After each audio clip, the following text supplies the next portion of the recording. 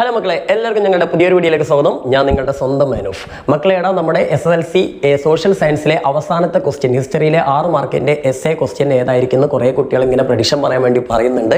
ഏതായാലും പ്രഡിക്ഷൻ ആയിട്ടല്ല ഞാൻ വന്നിരിക്കുന്നത്, പകരം നിങ്ങൾക്കൊരു നോട്ട്സ് തരാൻ വേണ്ടിയിട്ടാണ്. അതായത് നമുക്കറിയാം, നമ്മുടെ ഫസ്റ്റ് ചാപ്റ്ററിന് 5 റവല്യൂഷൻസ് ആണ് നമുക്കുള്ളത്. ഏതൊക്കെയാണ് 5 റവല്യൂഷൻ എന്നുള്ളത് പെട്ടെന്നൊന്ന് ഞാൻ പറഞ്ഞു തരാം. ഒന്ന് ലാറ്റിൻ അമേരിക്ക, അല്ലേ, ലാറ്റിൻ അമേരിക്കൻ റവല്യൂഷൻ.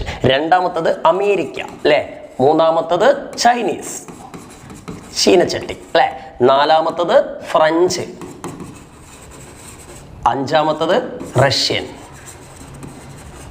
ഓക്കെ, അപ്പോൾ 5 റവല്യൂഷൻസ് ആണ് നമുക്ക് പഠിക്കാനുള്ളത് ഫസ്റ്റത്തെ ചാപ്റ്ററിന്. ഇതിൽ നിന്ന് ഇത്രയും കാലമായിട്ട് ചോദിക്കാത്തൊരു ക്വസ്റ്റ്യൻ ആണ് ലാറ്റിൻ അമേരിക്ക. അതുകൊണ്ട് ചെറിയൊരു പോസിബിലിറ്റി മാത്രമേ ഇതിന് ഞാൻ കൊടുക്കുന്നുള്ളൂ. ചെറിയൊരു പോസിബിലിറ്റി കൊടുക്കുന്നുണ്ട്, ഒഴിവാക്കിയിട്ടില്ല. ഓക്കെ, ഇനി അടുത്തത് അമേരിക്കൻ റവല്യൂഷൻ ആണ്. അമേരിക്കൻ റവല്യൂഷൻ ഓൾറെഡി നമ്മുടെ മോഡൽ എക്സാമിന് വന്നതുകൊണ്ട് ഇതിന് ഞാൻ വളരെ ചെറിയ ഒരു പോസിബിലിറ്റിയേ കൊടുക്കുന്നുള്ളൂ. ഓക്കെ, ഇതിനേക്കാളും പോസിബിലിറ്റി കുറവാണ് ഞാൻ അമേരിക്കൻ റവല്യൂഷന് കൊടുക്കുന്നത്. കാരണം ചാൻസ് വളരെ വളരെ കുറവാണ്. ഓൾറെഡി നിങ്ങൾ പഠിച്ചു കഴിഞ്ഞതാണ്. അതുകൊണ്ട് ഇനി വന്നാലും നിങ്ങൾക്ക് പേടിക്കാനില്ല. മോഡൽ എക്സാമിനൊക്കെ ഒരുപാട് കുട്ടികൾ എഴുതിയിട്ടുള്ള ഒരു ക്വസ്റ്റ്യനും കൂടിയാണ് അമേരിക്കൻ റവല്യൂഷൻ. അതുകൊണ്ട് പഠിക്കാൻ എളുപ്പമുള്ളതാണ്. അതുകൊണ്ട് ഇനിയിപ്പോൾ വന്നാലും നിങ്ങൾക്ക് പേടിക്കാനില്ലല്ലോ. ഇനി മക്കളെ 3 എണ്ണം ഉണ്ട്, അല്ലേ. Chinese, French, Russian. ഈ 3 എണ്ണത്തിൽ ഏതെങ്കിലും ഒന്നായിരിക്കണം ഇനി നിങ്ങൾക്ക് കൂടുതലും ഇപ്രാവശ്യത്തെ പരീക്ഷയ്ക്ക് വരാൻ സാധ്യതയുള്ളത്. ഇതിൽ ചൈനീസ് റവല്യൂഷൻ നമുക്ക് നമ്മുടെ ഓണപ്പരീക്ഷയ്ക്ക് വന്നതുകൊണ്ട് ഒരു 50% സാധ്യത ആണ് ഇതിന് കൊടുക്കുന്നത്. 50% എന്ന് പറഞ്ഞാൽ ചെറിയൊരു സാധനം അല്ല കേട്ടോ. അതായത് 5 വിരലെടുത്ത് കഴിഞ്ഞാൽ അതിന് നടുകൂടി മുറിച്ച് കഴിഞ്ഞാൽ പുറത്തു അല്ലേ, അങ്ങനെയൊന്നും പറയണ്ട. എന്നാലും 10 വിരലെടുത്ത് കഴിഞ്ഞാൽ അതിൽ 5 അല്ലേ. അപ്പോൾ നേരെ പകുതിയാണ്.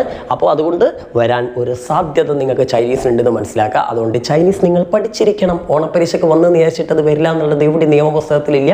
ചിലപ്പം നിങ്ങൾ ഇപ്പോൾ ഉദാഹരണത്തിന് കുട്ടികൾ ഇങ്ങനെ പ്ലാൻ ചെയ്യുന്നത് ചിലപ്പം ക്വസ്റ്റ്യൻ പേപ്പർ നിങ്ങൾക്ക് അറിയാം, അമേരിക്കൻ മോഡലിന് കൊടുക്കാം. അപ്പം പിന്നെ എന്ത് ചെയ്യും? അങ്ങനെയാണെങ്കിൽ ഇനി കുട്ടികൾ എന്ത് ചെയ്യും? ഫ്രഞ്ചും റഷ്യനും മാത്രം പഠിക്കും. അപ്പം പിന്നെ നൈസിൽ ചൈനീസ് കൊടുക്കാം. അപ്പം കുട്ടിക്ക് ഒരു പണി കൊടുക്കാം എന്ന് വിചാരിച്ചാലോ. അപ്പോൾ അതുകൊണ്ട് മക്കളെ, ചൈനീസ് നിങ്ങൾ നിർബന്ധമായിട്ടൊന്ന് നോക്കി ചേക്കണ്ടി. ഇതിൻ്റെ വീഡിയോ ഓൾറെഡി നമ്മുടെ ചാനലിൻ്റെ പ്ലേലിസ്റ്റിലുണ്ട്, ഷോർട്ട് ആയിട്ടുള്ളത്.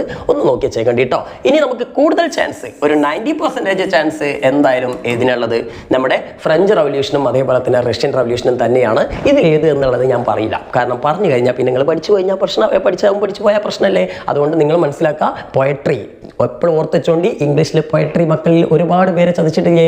വളരെ കുറച്ച് ആളുകൾ മാത്രമേ പോയട്രി പ്രതീക്ഷിച്ച് പോയിട്ടുള്ളൂ. ഞാൻ തുടക്കം മുതലേ നിങ്ങളോട് പറഞ്ഞാണ് 5 പഠിച്ചോ പബ്ലിക് എക്സാമിന് പ്രഡിക്ഷൻ കാത്ത് നിൽക്കരുത് എന്നല്ലേ. അപ്പോൾ അതുകൊണ്ട് ഇപ്പോഴും ഞാൻ പറയാണ്, 5 പഠിച്ചാൽ സേഫായി.